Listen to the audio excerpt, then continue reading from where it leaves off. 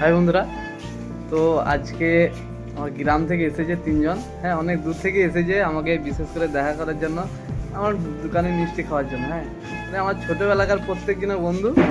তারা বাড়িতে যখন থাকে তখন খুবই বলে মিষ্টি খাবো, মিষ্টি নিয়ে আসবি। তো এখন এদের কি হাল দেখো, একটা বেশি মিষ্টি খেতে পারছে না, একটা করে মিষ্টি।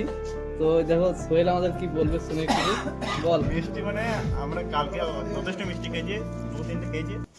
আর মিষ্টি একটা দুটো পর মিষ্টি ভালো লাগে না, ওই বাড়িতে মনে হয় খাবো খাবো, কিন্তু এখানে এসে খেতে মনে হয় না। আমাদের জিগরিয়া, হ্যাঁ ও একই পরিস্থিতি। আমাদের বাড়িতে যখন থাকে তখন বলে মিষ্টি নেই, খাবো খাবো। আর এখন দেখো একটা পাউডার একটা মিষ্টি। আর এই আমাদের সঞ্জু, এরও একই পরিস্থিতি। হ্যাঁ, তুই কি বলছিস বল।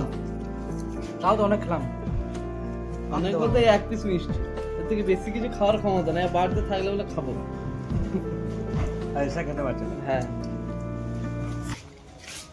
তাই সবাই জুনাইদ ভাইকে সাপোর্ট করো, আর ফলো, লাইক, শেয়ার, কমেন্ট সব কিছু করে দাও, তাহলে ভালো হবে সব।